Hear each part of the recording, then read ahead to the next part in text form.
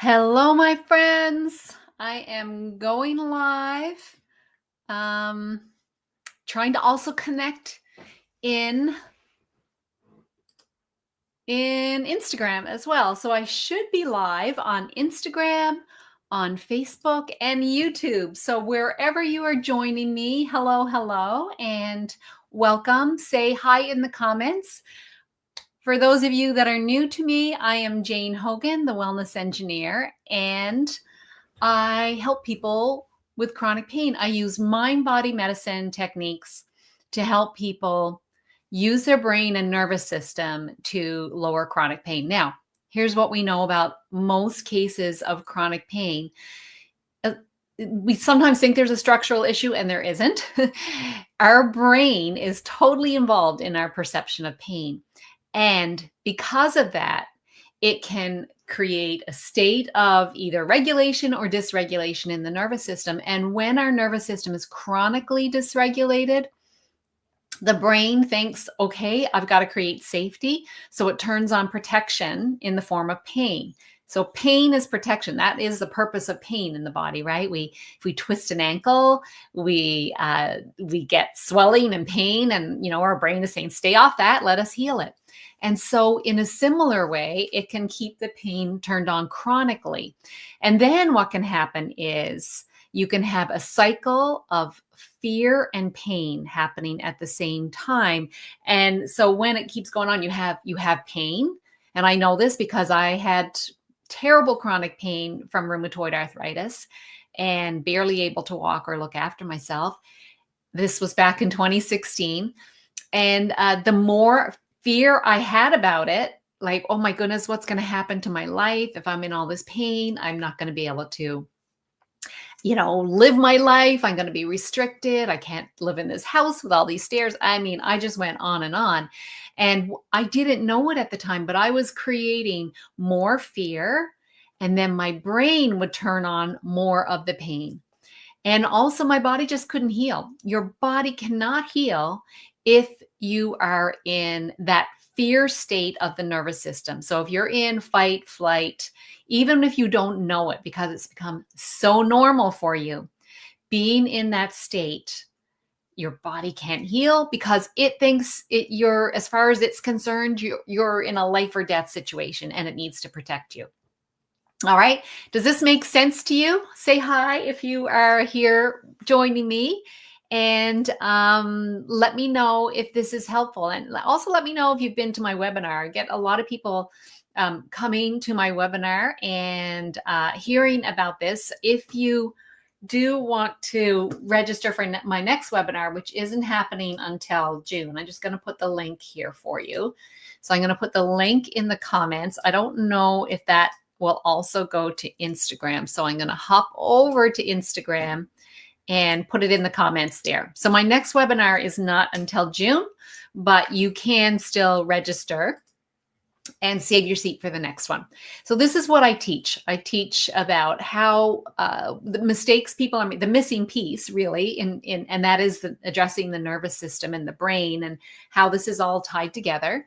And then the biggest mistake people make, so people keep repeating the same patterns that are keeping them in pain, and then how to resolve it.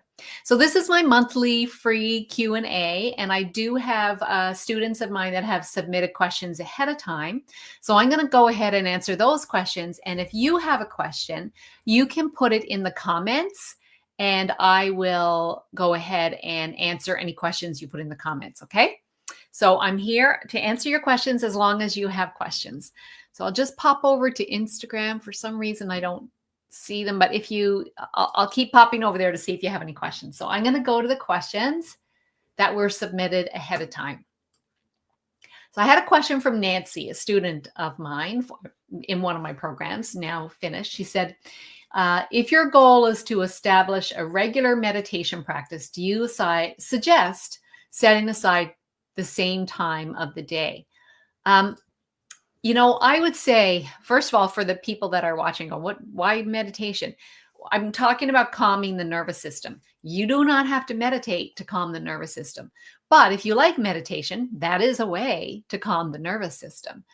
And so Nancy's question is about establishing a routine. And this is really key because nervous system regulation is not what you do once in a while. It's something that you have to do, especially if you've been in a dysregulated state, which most people are. Um, uh, Especially if you've got a chronic health condition, chances are the nervous system is dysregulated. And so you need to bring it back to that regulated state, that rest, digest, repair state. One way to do that, one tool, is meditation. Now, whatever tool you're using, you need to do it repeated, not like once a day probably isn't enough, right? It's not saying that you have to meditate all day, but maybe you use some other tools that I teach, like breath work, managing your thoughts, uh, managing and monitoring and changing your self-talk to talk that is supportive of you and helping you feel safe. So you want to keep coming back to these over and over again throughout the day, because that's how our brain and nervous system learn. They learn through repetition. So we have to keep repeating these until they become habits. All of our habits were learned this way, learned through repetition. An example I use a lot is driving. Do you remember learning how to drive and how you had to think about so many things when you were learning to drive? And it just like took all of your focus. And now, if you're like me, I can drive from point A to point B sometimes and not even remember doing it. It's so automatic because I've been driving a lot over my years. And so I taught my brain habits. That's what our subconscious mind ends up storing, all these habits and automatic behaviors. But if we want to change habits, then it takes concentration and repetition. And so that's what we're talking about. So Nancy, coming back to your question, you said, do I suggest setting aside the same time every day? I would say, what will help you create a new habit?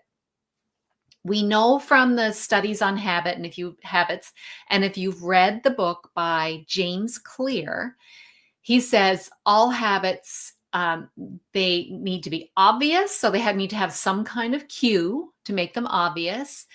They have to satisfy a craving. So that means they have to be attractive to us. They have to be easy so that we can elicit a response, and they have to be satisfying. And so that gives our brain a reward. So we have a cue, a craving, a response, and a reward. So in order to make those things happen with a new habit, we need to make it obvious. We need to make it attractive. We need to make it easy. We need to make it satisfying. So Nancy, my question to you is what makes that meditation practice obvious, attractive, easy, and satisfying?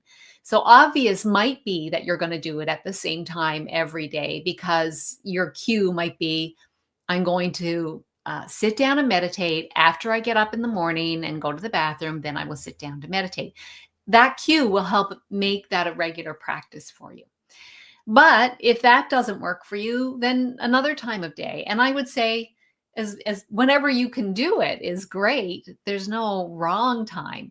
But if you want to make it a regular habit, then having a cue that's going to cue you will be helpful. All right. So I hope that answers your question, Nancy. But I would also say I love the mornings. The reason why I love mornings is because your state of mind in the morning sets you up for the day. And so if you can create a calm state of mind in the morning, then rather than kind of waking up and rush like I used to do, then you're not starting with your bucket already partly full, right? You're starting with your bucket calm. And so as you go through your day and stressors come up like they inevitably will, then you aren't going to be already, stress levels high. You're going to be starting with a lower baseline. And so it's going to set yourself up for a better day ahead and keeping the nervous system regulated throughout the day. So I love the mornings. Also, I love the mornings in terms of that satisfaction, because when you do something in the morning, it's done then, right? sometimes I'll say, oh, I'll do that. I don't have time this morning. I'll do it later today. And then of course the day gets away from you and something doesn't get done. So I love doing things in the morning and having a morning routine. Actually, I've got a really great guide, a free guide for you. I wonder if I've got it on here. I'm going to put it in here. It's at the let me spell it correctly, wellnessengineer.com, wellnessengineer.com/mornings. Okay, I'm going to just add it. The Wellness Engineer. I think I've spelled that correctly. So I'm going to show that banner. There we go. The wellnessengineer.com/mornings. If you go there, you can download my morning guide. It's got 3 parts to it. 3 M's, I call it. 3 M's to help your mornings, set your mornings up for a super day ahead. And I'm a big proponent of a morning routine. All right. Thanks to Nancy for that question. Was that helpful for the people that are here live? Do you have, hi, Rhonda, Gretchen, Fireflies and Fireworks, Brent, and Sata Woo. Welcome. Nice to have you here. So I'm back in on, and I'm going to open up the comments. If you have a question for me about chronic pain and want to know, well, what can I do about it? Then ask me, just put something in the comments. I'll answer them. Right now I'm answering the questions that were submitted ahead of time. So I answered Nancy. I got another question from Hannah. Hannah says, how do I stop worrying about my mobility when my reality is that I'm not very mobile? So first of all, Hannah, not having mobility is very, I know it's upsetting. I was there as well. And at one point I could barely walk. Certainly I could walk to the car with a shuffle, and that was about it. So I understand that when you're in that state, it is not easy to not worry about it. But here's the thing. So I've talked about how your mind sets you, it changes your perception of pain. If your mind thinks that you are in danger, and remember that the nervous system can't tell the difference, it's either danger or not danger. And so it can't really tell the difference when you're worried about your mobility and afraid for your future. That is equal to being chased by a tiger. As far as your nervous system is concerned, both are mortally dangerous. And so it will turn on protection. And one form of protection is pain. So the more we think about and worry about our situation, the more we are kept in that situation. I know it's a horrible catch-22. And it's not that our brain is really like working against us. Our brain is trying to protect us. And then when that becomes really familiar, then it just tries to like put us back into the familiar state again, what we know, what feels comfortable. Like often we hear about this, you wonder why, someone stays in an abusive relationship or goes from one to another. And on some, they're not intentionally doing it, but on some level, it's what they know. And so they keep going back to it because it's familiar, even though it's not good, it's still familiar. So what we want to do is just try to not be preoccupied with your current situation. Try to think about having mobility again, or maybe remember when you did. But I would say that with a little bit of a caveat, in that I wouldn't want you to be remembering when you were mobile with sort of the feeling of disappointment of where you are now. So we want to kind of act as if we have our mobility and life is good. So we want to try to trick our brain into a new way of thinking. Now, think of this is like creating new neural networks in the brain. And one thing I found helpful for people is when I use this bit of an analogy. So Imagine that the neural network in your brain is like going through a field and with tall grass. So you've been walking through that field of tall grass the same way over and over and over and over and over and over again. And so you've got, that clear path made. And maybe it's a bit rocky and bumpy and not the best, but the path is made. So it's easier to take that path. So if you want to create a new neural network, it's going to take a little bit of work in the beginning. You're going to have to move some of the tall grass out of the way. And one time through is not going to do it. You might have to keep like working your way through and beating down that grass several times. And eventually this new pathway will become the easier one. And the old one, because you haven't used it for a while, will start to grow over, and that one won't be so easy. So think about that little analogy. If we want to create a new path, then we are going to have to work at it a little bit, even when it's not comfortable in the beginning, even when it's harder in the beginning. So see if you can stay focused, not on the preoccupation with your current situation, but really where you want to go. And this does work. It really does work when you persevere at it.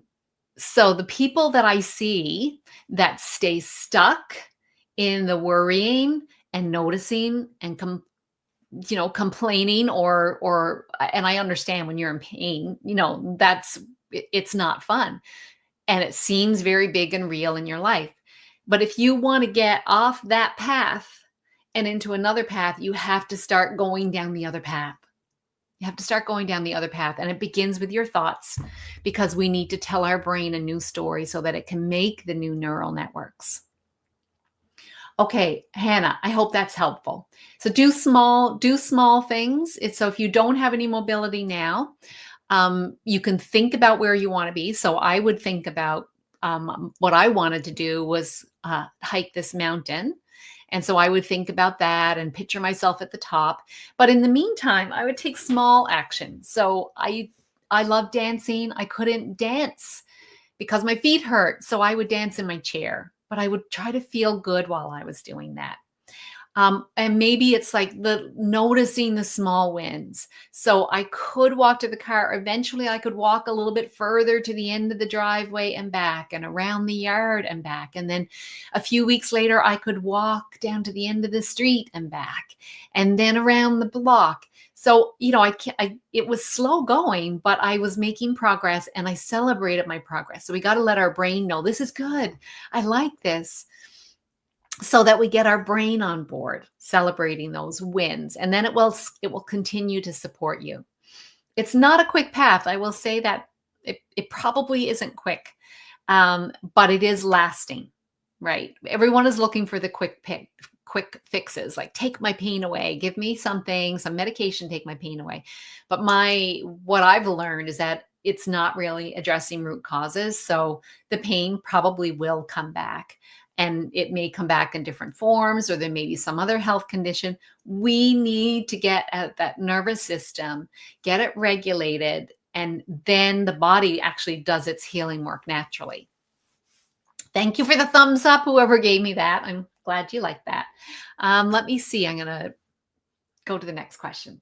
Okay. The next question from Alan is, how long will it take for the pain to go away? Right. I get this a lot when people come into my programs. The question is always, how long will it take? And the thing is, it takes as long as it takes for you to let go of the fear and preoccupation around your symptoms. That's how long it will take. So some people can shift really quickly, and they really get into doing the different techniques and practices that I show them, and it can be really quick. And some people are like, well, I can't do that. I'm in too much pain. And they're just so focused on their pain, and they're focused on their symptoms, and it's going to take them a lot longer. So that is the reality. Is it takes as long as it takes for you to let go of the fear and the preoccupation with the symptoms you're having now. And I help people with pain, but this applies to anxiety. It applies to all kinds of other chronic health conditions as well. The nervous system and getting it regulated is really where the solutions are, where the healing happens. So you can just kind of like tell your brain when you notice you're having a little bit of a preoccupation, you can tell your brain, all right, brain, I know what you're trying to do. I know you're trying to protect me. But you can let go of it right now because I am fine. So remember, you got to tell your brain, I'm not in mortal danger. My life is not being threatened right now. Even if I have this pain, even if my mobility is restricted, I am not in mortal danger right now. I am fine. So we start with telling the brain, I am fine. Everything's okay, or I am safe. So start with that. And then you may even be able to move on to, I can actually enjoy life. I can have pain and still laugh. I can have pain and still see my friends. So, we try these different techniques, but basically we got to give our brain a new message. All right, Susan says, I've been using some of your techniques and the sciatica pain is gone, but now I have mid-back pain. What's going on? Right. So our brain, this is completely normal. And actually, it's a sign that it's working. It's a sign that the techniques you're using, this brain retraining and nervous system regulation techniques are working when the pain moves around. Of course, we want it to be totally gone. But what the brain will do, once it like realizes, okay, this isn't working, I gotta put the pain in another place and try that. So again, we want to tell the brain, it's just trying to pull you into a new preoccupation because that's what it's familiar with. You're welcome, Diana. That's what it's familiar with. And so it will just stick with that preoccupation that it is familiar with, trying to still keep you safe. So remember, you come back to reminding the brain, I'm okay. I see what you're trying to do. You can even talk to it that way. I see what you're trying to do, but I'm fine. So you can just let go of that.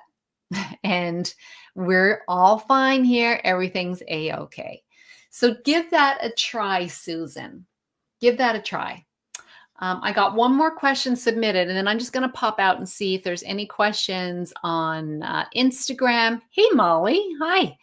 Any questions on Instagram or any questions on YouTube or Facebook, go ahead and put them in the comments, and I will answer your questions. As long as you have a question, I will stay here and answer your question. I got one more question that was submitted ahead of time. And that was from Wendy. And Wendy said, I attended your webinar last month and you mentioned that perfectionism is associated with pain. How can I let go of perfectionism? Hey, Laura, how do you not worry about the future? Okay, I'll come back to you, Laura. So yeah, in my webinar, I talk about signs that like all of us have had some trauma from childhood. On some level, and it doesn't have to be a major trauma. I didn't have major trauma, but I did get feelings of not feeling safe. Now, what happens when we're a child and we don't feel safe? We can't fight because we're too little. We can't flee because we're too little. We have to stay in our situation. So we develop other coping mechanisms. And those coping mechanisms, Gabor Mate, he's the author of When the Body Says No, he calls them, and other people as well have called them, behavioral adaptations. So we create these behavioral adaptations as a way to feel safe in our environment. So those are people pleasing, right? Perfectionism, hyper independence. If we think we can't depend on other people, we become, I'll do it myself. I can only rely on me. We become hyper vigilant. A lot of people will call this. I've just had this conversation with some of my clients in our coaching calls recently. They'll say, I'm an empath, or I'm super sensitive and I pick up on the energy around the room. And that may be true. And I would say a lot of times it comes from that hypervigilance. We had to learn how to scan the room. We had to learn how to tune into people through their body language and all these other signals you're getting, because We had to be able to like figure out how am I going to respond to this in order to stay safe. So these are behavioral adaptations. They're not your personality. They seem like it because you've been doing it for so long, but they aren't. They're behavioral adaptations. And perfectionism is really just another form of fear. It's fear of I have to be perfect in order to be accepted because I'm not good enough unless I am perfect. Now, we're not consciously thinking of that, right? We just consciously know I like things to be nice. I like things to be perfect and tidy. And, so that notice, are you like that? That is one thing I see a lot with people with chronic pain. And actually, I had an interview this week with an integrative oncologist for my podcast, Wellness by Design, which it won't be coming out until July. But we were talking about the similarities between people with chronic pain and people with cancer. And those perfectionist tendencies are both childhood trauma, both resentment, about probably because we're taking on so much ourselves, both, right? So my theory is that nervous system dysregulation is really the underlying root cause of most chronic health problems and a lot of diseases. Of course, there can be other stuff going on as well. There can be toxins, there can be, injuries and things like that. But most of the time, and I've interviewed hundreds of people now as well, it's chronic stress, which has led to nervous system dysregulation, which then sets up the body. It's kind of like it's in overload and it can't deal with everything. And so things begin to break down. And then as that happens, and perhaps we get some pain, and then we get in a cycle, that pain fear cycle. Or I use pain because that's what I help people with, but it could be fear about the illness. And so then that keeps us in a chronically stressed state, and then our body still can't heal, so things get worse. But our bodies naturally can heal. So if we can get ourselves into a regulated state, get our nervous system regulated most of the time, keep coming back, keep teaching it, things are safe, things are fine. We apply a lot of different tools, which is what I teach. Then the nervous system can shift over to that rest, digest, repair, rejuvenate state. And then the body just does its healing work naturally, right? It will take care of things if we give it the right environment. And of course, there's other things we can do, eating foods that don't contain toxins, try to reduce our exposure to environmental toxins and so on. But I know this to be true for me, and I've seen it with a lot of other people. Unless you get the nervous system regulated, it doesn't really matter what you're eating. It doesn't really matter how much you're protecting yourself from EMFs and, using organic, non-toxic stuff. If that nervous system is stuck in the state of it's not safe, the body can't heal. It just can't. So that's why I was an engineer and I'm a systems thinker.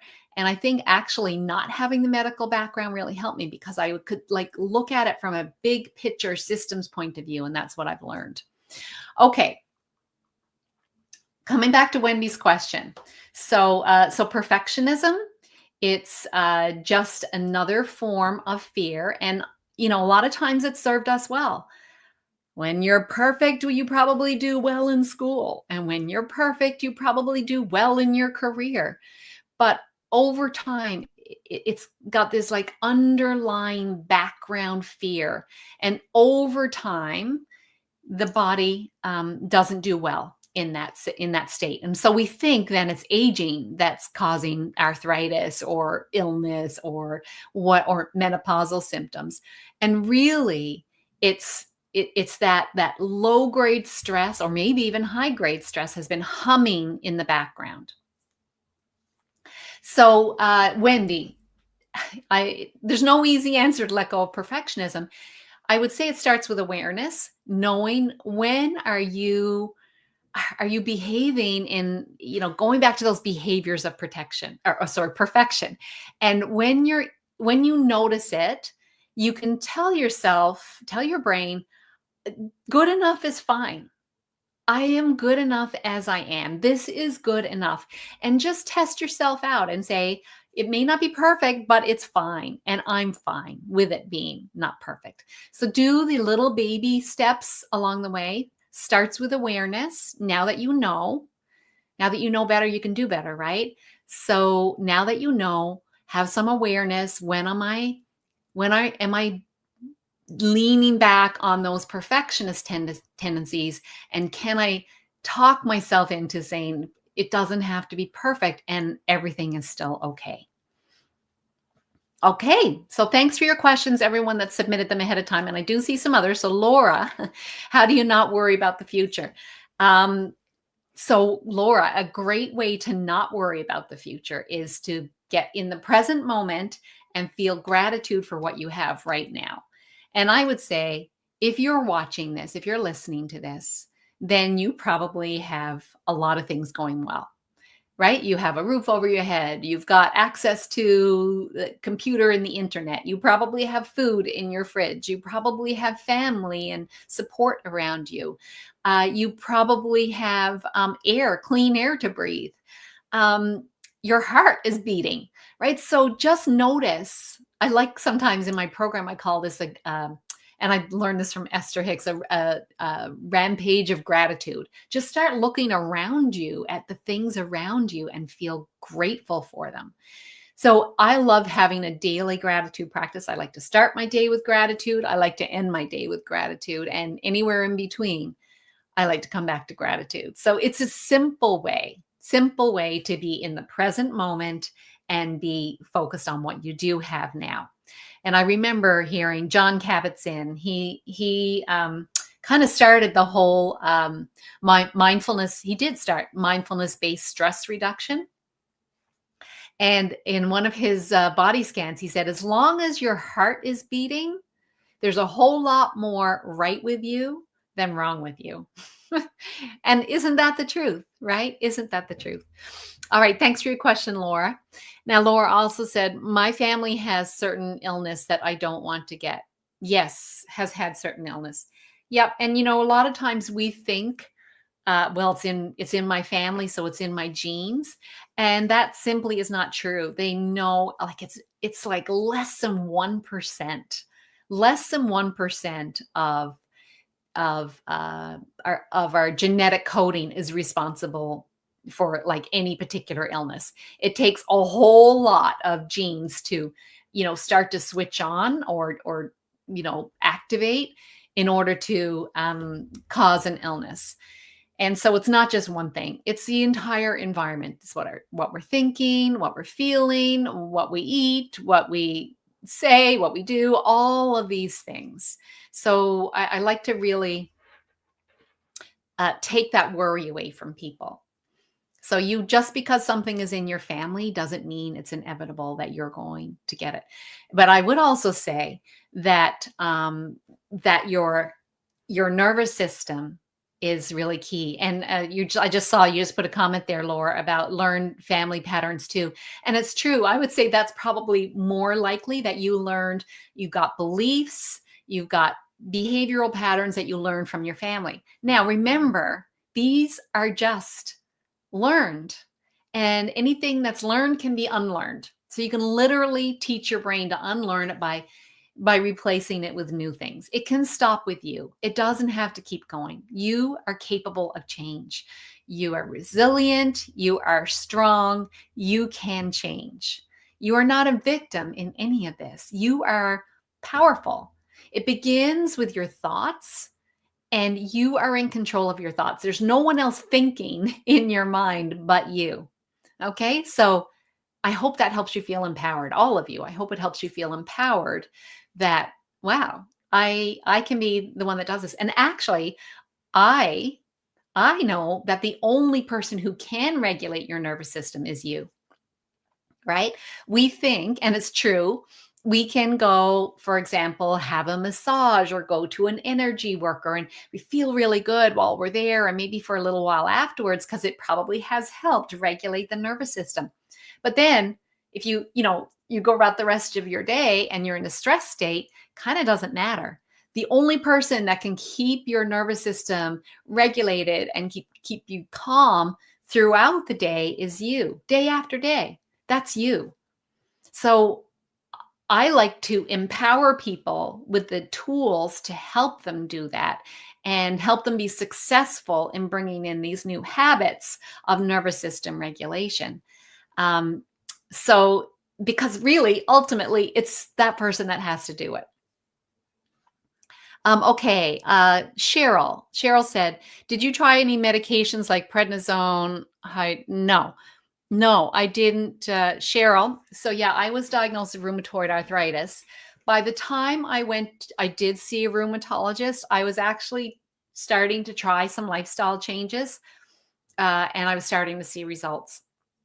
And I'm not saying this is for everyone, but what my doctor recommended methotrexate, and I said I want to hold off because I'm trying some of these other things and I'm seeing results. And I didn't like the side effects. To me, the side effects were more scary than what I was experiencing. And I guess I had this real belief, and I talk about it in my webinar, like how I got this belief that I would heal. So I just had this deep belief. I knew I was going to heal. And so for me, that wasn't an option. I'm not saying that's for everybody. It's really a deeply personal choice what you decide to do. And I won't even say that it's awful. Like in some ways, not having the pain can help reduce that fear, right?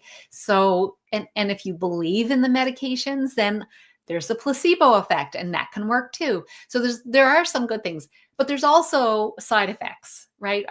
My body didn't create rheumatoid arthritis because I had a lack of methotrexate, right? It wasn't that.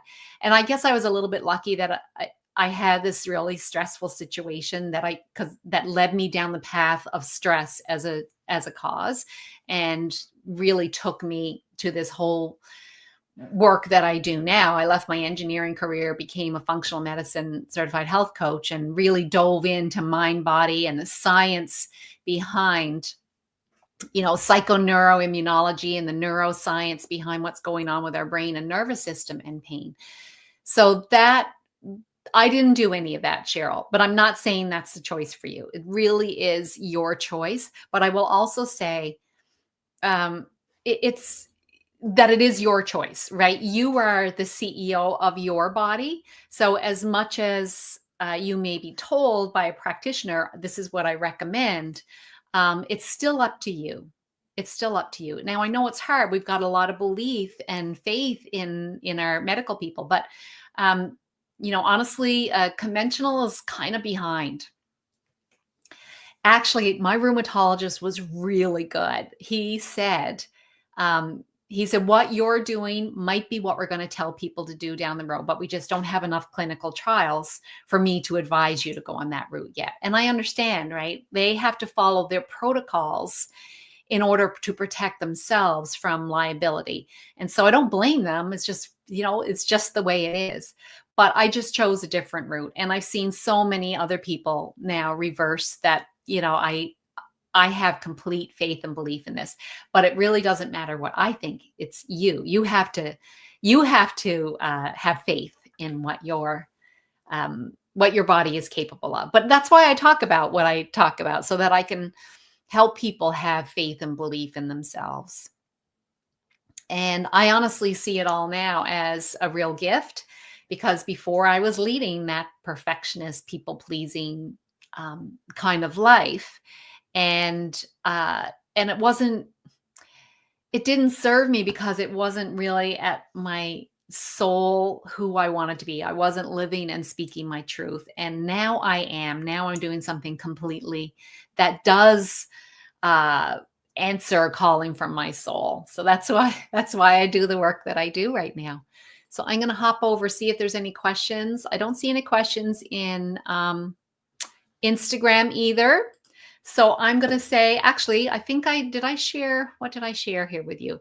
I also wanted to share, I'm going to go into the banners. So if you want to sign up for my next webinar, which is happening in June, it's thewellnessengineer.com/webinar. And if you are interested in booking a clarity call with me, then I'm going to put that one up there. There we go. Yeah, you just go to my Calendly, and you can get on my calendar. I don't have a lot of slots on my calendar for discovery calls, but there are a few there, and you can only book 2 weeks in advance, no more than 2 weeks in advance. So I think right now you can only book for next week. Now, if you are interested in the next time I do this live, it's going to be on June 11th at 11 a.m. Eastern time. So I hope to see you then. If you want to know when I'm going live again, follow me, turn on notifications so that you'll get notified when I go live. And you can ask me questions. You can ask me questions anytime, really, and I'll do my best to answer them. So I'm here to help you get your life back and not let chronic pain take over your life, because you have a life to live, my friend. You weren't meant to be in pain. All right. So I'm going to sign off now. Say thank you very much, everyone, for being here. So great to be able to serve you in this way. And I'll see you again next month. Bye for now.